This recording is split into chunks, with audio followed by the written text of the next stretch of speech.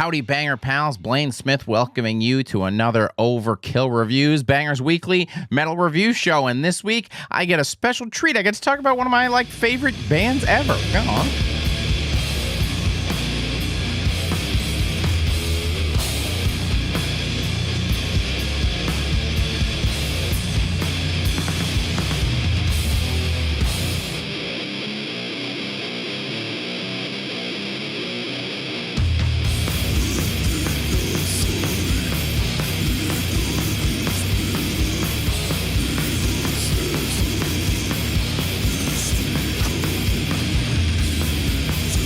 And they're one of my favorite bands, so of course they're Death Doom. Yes, Coffins are back with Sinister Oath. It came out today, March 29th on Relapse Records. Well, technically they formed all the way back in 1996. It wasn't really until their first full length in 2005, which was Mortuary in Darkness, when Japan's Coffins really started to make an international name for themselves. And since then, they've become a real favorite of that international metal scene and are actually one of the first bands that got me into Death Doom. That means they're one of the first bands that got me here. Since then, I've gotten to see them perform at a punk squat in Paris when I lived there, grab a beer with the guys when I saw them perform with Bellwitch in Japan. Will I be impartial for their sixth outing? After I told you all that, almost certainly not. Let's dive in. Damn, I thought weed in Japan would get you 5 years in prison, but on a section of Headless Monarch, it sounds straight out of a Weed Eater show. It's a great little curveball from a band that, for better or worse, has had a trademark sound over their careers and shown no desire to stray from it. They experimented a little bit like this on Beyond the Circular Demise's Closer, which was their last record, but that was maybe a little token. This is a full-on bong rip. It might only be a small passage on one track, but it's a lot like a small weed edible you forgot to read the milligram rating on the package for, and it's having a big effect. Especially when it comes this late in a record and you've sort of settled into thinking you know everything that they've got on offer. The whole track is a great way to spruce up a record and leave an impression, because it's not just the stoner section that mixes it up, but especially by Coffin's dripping, glooping pace, the track has a high energy close as well.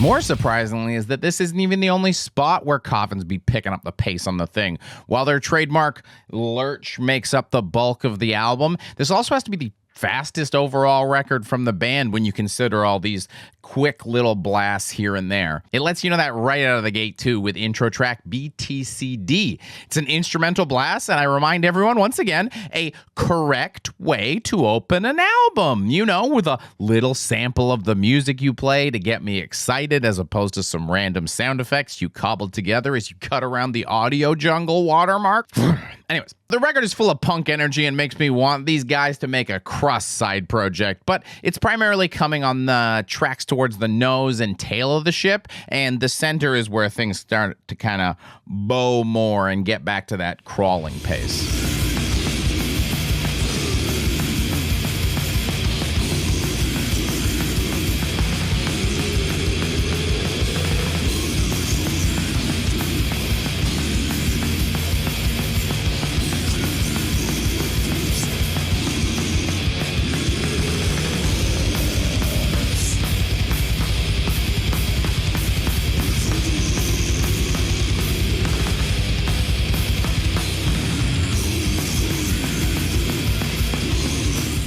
Unsurprisingly, Coffins is still Coffins, though, and they're going to play exactly how they've played the whole time you've known them for a good chunk of the record. Thankfully, they've never been a bad band, so technically speaking, they've never needed to change. But if someone told me these Coffins are starting to get a little stale and ripe, I'd understand where they're coming from. If you've never really listened to them before, this certainly wouldn't be an issue, though. So taken in a vacuum, this is a really strong record and a perfect place to start if you've been looking to check out an underground gem you've been missing for years because you're a big dumb idiot.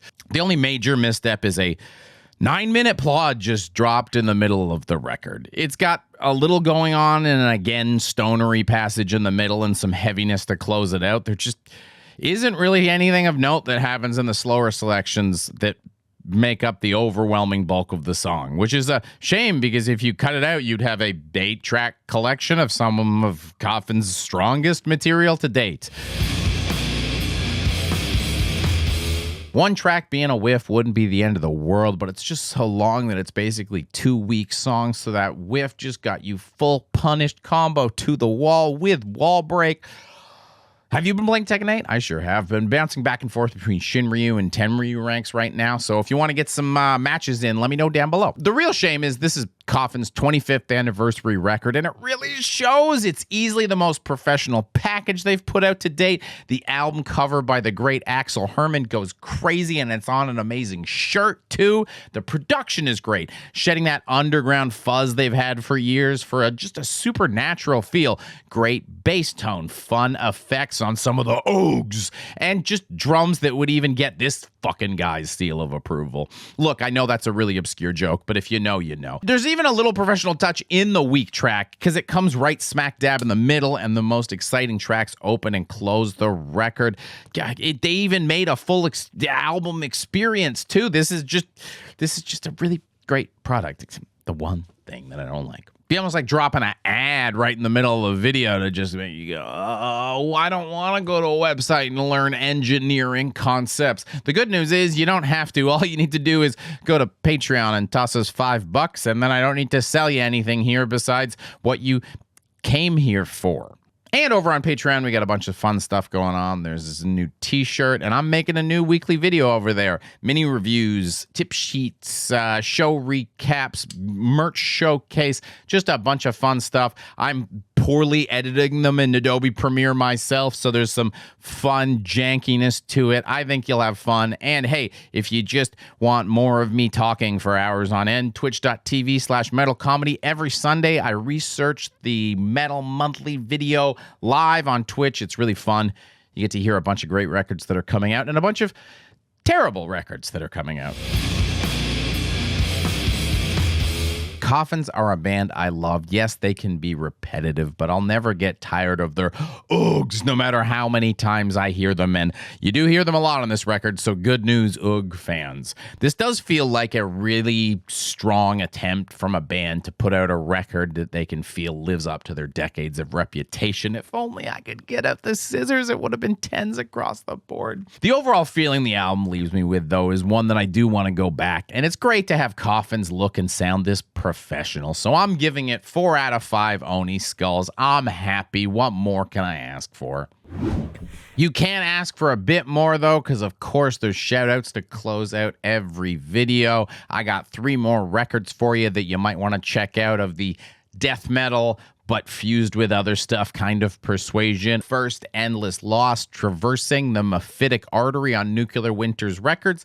Came out last week. This week, we also have more Coffins. It's a storm of Coffins, so it's fitting that supergroup Coffin Storm is releasing Arcana Rising today on Peaceville, and you've got Hate Force releasing Systems of Terror on Closed Casket Activities. I back all 3 of those, so you can get those. Let me know down in the comments below. Are you a big Coffins fan? Have you loved them for years like I have? Are you new to them? Did you check out this record? Let me know down below. Let me know if you're playing Tekken. I'm an Azu Sentiment.